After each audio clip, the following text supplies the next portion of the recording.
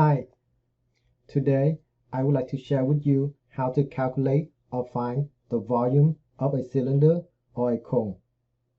First, I will go over the volume formula, then I will show a couple of practice problems. Notice the base area is the area of a circle, pi r square. When we stack the circles, we get a height which forms a cylinder. We get the volume equal base area times height, which is pi r square times height. So the volume of a cylinder is pi r square times height. The volume of a cone. The volume of a cone is 1/3 the base area times the height. So it is 1/3 pi r square times height. Remember, the volume of a cone is 1/3 times the volume of a cylinder. Problem number 1. Find the volume. How do I solve the problem? First, I write down the given information, which is the radius and the height. Next, I write down what I need to find. I need to find the volume. Next, I always write down the volume formula, pi r square times height. Next, I do substitution for the radius, which is 15, for the height, which is 20. 15 squared is 225. I multiply 225 and 20 to get 4,500. The final answer is 4,500 pi cubic millimeter, or a decimal answer, 14,137.17 cubic millimeter. Problem 2. Find the volume. How do I solve the problem? First, I write down the given information. In this problem, the radius and the height are given. What do I need to find? I need to find the volume. Next, I always write down the volume formula, pi r square times height. Next, I do substitution, 3.5 for radius, 6 for the height. 3.5 squared, which is 12.25. 12.25 times 6 equals 73.5. The final answer is 73.5 pi cubic meter, or a decimal answer, 230.91 cubic meter. Problem number 3. How do I solve the problem? First, I write down the given information. The diameter is given, which is 20, so the radius is 10. The height is given. I need to find the volume. Next, I always write down the volume formula, pi r square times height. Next, I use substitution, 10 for the radius, 20 for the height. 10 squared equals 100. 100 times 20 equals 2,000. So the answer is 2,000 pi cubic feet, or a decimal answer, 6,283.19 cubic feet. Problem number 4. Find the radius given the volume. How do I solve the problem? First, I write down the given information. The volume and the height are given. I need to find the radius. Next, I always write down the formula, pi r square times height. Next, I use substitution. I substitute the volume with 4561, the height with 12. 12 times pi is 12 pi. I divide both sides by 12 pi. I use square root. The radius is approximately 11 meters.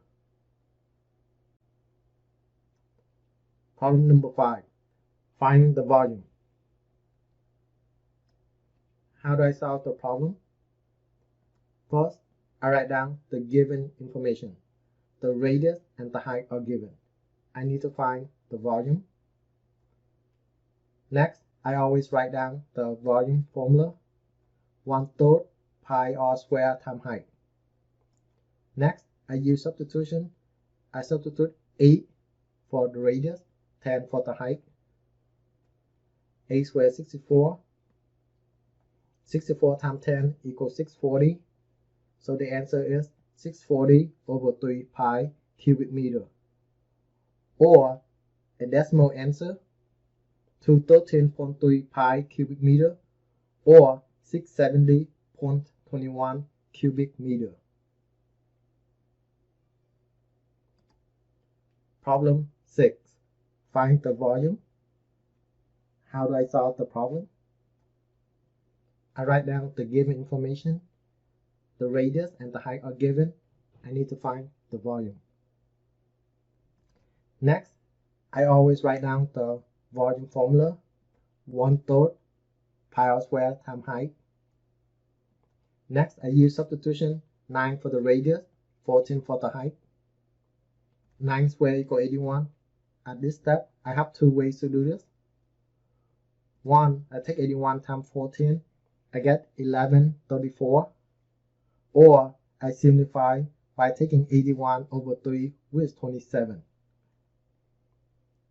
Next, 1134 divided by 3 equals 378.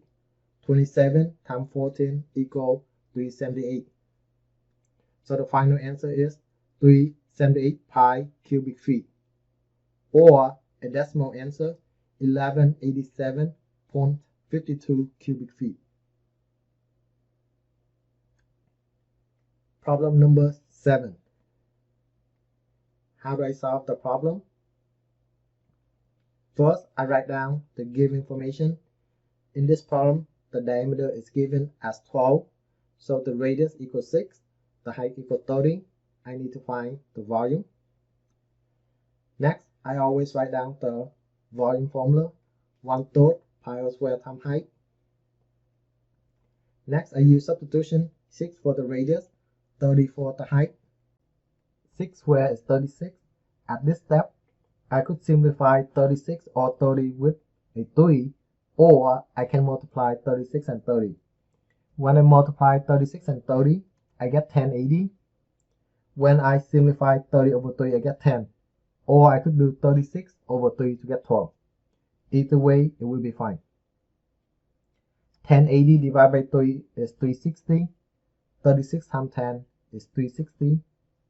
The final answer is 360 pi cubic inches. Or a decimal answer, 1130.97 cubic inches. Problem 8. Find the radius given the volume. How do I solve the problem? First, I write down the given information. For this problem, the volume and the height are given. I need to find the radius. Next, I always start with the volume formula, 1/3 pi r squared times height. Next, I use substitution. I substitute the volume with 2614, the height with 13. Next, I cross multiply 3 to 2614, I get 7842. Next, I divide both sides by 13 pi. Then I take square root both sides. X is approximately 13.86 feet.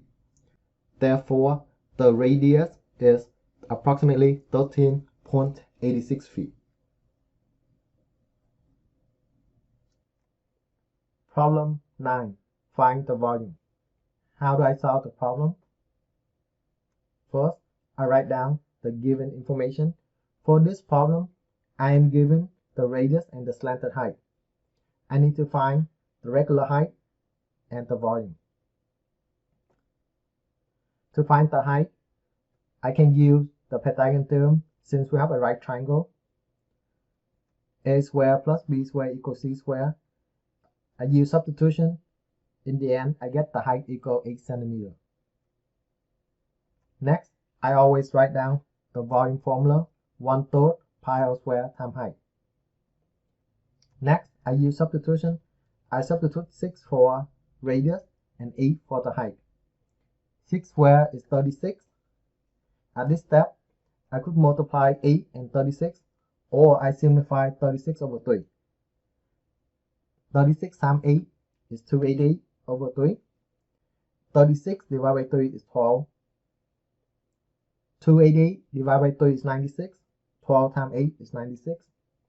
So the final answer is 96 pi cubic centimeter, or a decimal answer, 301.59 cubic centimeter. Thank you. I hope my video was helpful for you. Please share and subscribe. Thank you.